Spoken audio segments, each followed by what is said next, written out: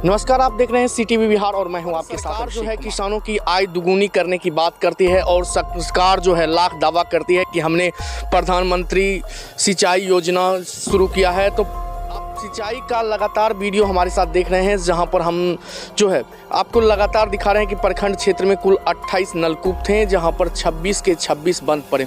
एक दो कहीं पर चालू हैं, जहां पर चालू हैं वहां की स्थिति अभी हम आपको दिखा रहे हैं कि वह किस स्थिति में चालू है। जहां पर यह इस चीज़ को लेकर हमने विधायक से बात की थी, तो विधायक का कहना था कि कहां पे बंद है। किसान हम लोगों के पास आकर अभी तक शिकायत नहीं की है। हालांकि किसान की शिकायत किए या नहीं किए, लेकिन मीडिया के माध्यम से उन्हें शिकायत जरूर की गई है, लेकिन उस पर उन्होंने क्या कुछ किया है चलिए हम अंदर चलकर दिखाते हैं। यह है खोदावनपुर प्रखंड का, यह खोदावनपुर है और यहाँ पर आप देख सकते हैं तस्वीरों में कि यहाँ पर पूरी तरह से सेटअप तैयार है, लेकिन वो भी टूटी हालत में। जिस तरह से सरकार की लचर व्यवस्था है और सरकार की कमर टूट रही है, उसी तरह से कमर टूटी हुई व्यवस्था में यह पूरा सामान आपको दिख रहा होगा। और आप यहाँ पर देख सकते हैं कि पूरी तरह से जो लोग किसान हैं यहाँ पर जान जोखिम में डालकर और इस चीज़ को वे करते हैं और यहाँ पर पटवन का कारण करते हैं। चलिए हम किसानों से पूछेंगे आखिर किसान से कि यहाँ पर जो पटवन का कार्य करते हैं वो कैसे होता है, यदि यह सिंचाई का पंप नहीं होता तो क्या होता। हमारे साथ मौजूद हैं यहाँ के संचालक कहिए और या स्थानीय किसान कहिए, यदि यहाँ पर यह जो बना हुआ है सिंचाई का, यदि ये नहीं होता तो क्या होता। ये अगर नलकूप नहीं चलता तो किसान भुखमरी के कगार पर चल जाता, चूँकि यहाँ पे प्राइवेट सिंचाई का कोई व्यवस्था नहीं है। तो जैसा कि और जगह देखने को मिलता है जहां पर सिंचाई का केंद्र बंद हो चुका है, और आप भी देखे होंगे कि बहुत सारा जगह पर है जहां पर जंगल उंगल लगा हुआ, उसको रंग पेंट किया जाता, उसे सजाया जाता और उस पर लूट खसोट मचाया जाता। लेकिन जो चालू स्थिति में उस पर ऐसा क्यों नहीं होता है? पता नहीं सर, हम लोग तो 2-3 बार जो है सो शिकायत किए, इसके बाद बार बार जई साहब यहाँ आए, इसके बाद जो है सो देखे सुने, कहे अब होता है अब होता है, इसका साइफन जो है गड़बड़ है वो बोले बढ़ाएंगे। इसके बाद जो है सो छत जर्जर स्थिति में गिरने के लायक है, कुछ गिर चुका है, तो फिर बोले कि इस बार होता है इस बार। लेकिन यही सब बीतते बीतते अभी तक 2022 भी जाने वाला है, लेकिन तो अभी तक पर अभी जो एरिया है आपका, ये कितना कुल एरिया है जिसको ये इस सिंचाई केंद्र पर निर्भर है?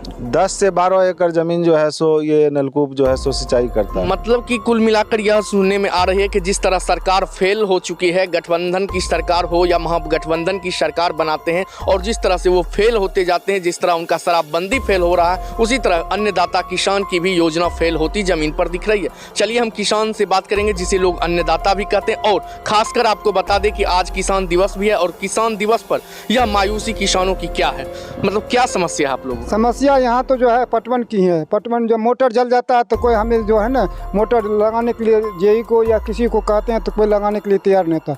फिर हम सब आदमी इकट्ठे होके फिर मोटर लगाते हैं, फिर मोटर लगा के फिर चलाते हैं, क्योंकि यहाँ डीजल का रेट सबसे ज़्यादा महंगा है।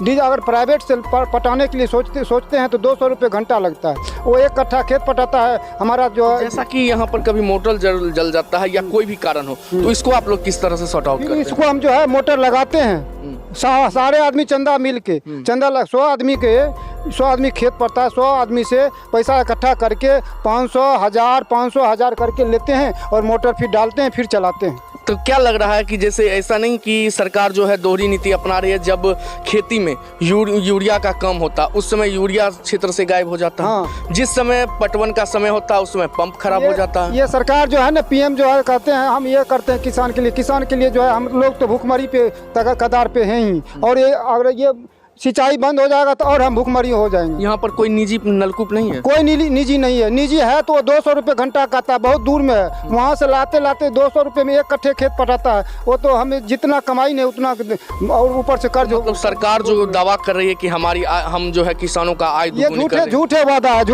है, झूठा फ्रॉड किया जा रहा है। सरकार फ्रॉड किसानों के साथ फ्रॉड कर रही है। तो क्या कहना चाहेंगे सरकार को कि मतलब ये जो है मतलब पेपर वर्क ही होके रह जाता है? पेपर वर्क की कैसे किसान का दुगुना होगा? आप सिंचाई समय पर खाद देते ही नहीं है, मिलता ही नहीं है। एक डब्बा मिलता है उसमें एक कहता है नैनो यूरिया लेना पड़ेगा, व्यवस्था है नहीं। आप 300 का यूरिया मान के चलिए 500 में यूरिया मिलता है, तो समय पर मिलता ही नहीं है। समय पर भी मतलब मोटर खराब हो जाता है, पटवन ही नहीं होता है, किसान का आय कैसे डबल होगा? किसान तो मतलब शुद्ध नुकसान में जा रहा है। तो जैसा कि आपने बताया है कि यूरिया की किल्लत, तो क्या यूरिया में क्या अभी 266 रुपये की यूरिया जो है वो अभी जो अगर जाते हैं तो नैनो लगा के हमको 510 रुपये मिलता है। अगर लेना है तो लो, नहीं ऐसे ही दुकानदार कहता है। जैसा कि 20 दिसंबर को जिला कृषि पदाधिकारी ने साफ एक नोटिस जारी किया है, जहां पर उन्होंने बताया है कि यदि जो किसान यूरिया के साथ नैनो यूरिया, जाइम या अन्य कोई खाद लेना नहीं चाहते हैं और यदि आप उसे दे रहे हैं तो आपके विरुद्ध कानूनी कार्रवाई की जाएगी। क्या आप लोगों ने किसी को शिकायत की है? किसके यहाँ शिकायत करें? आपके यहाँ?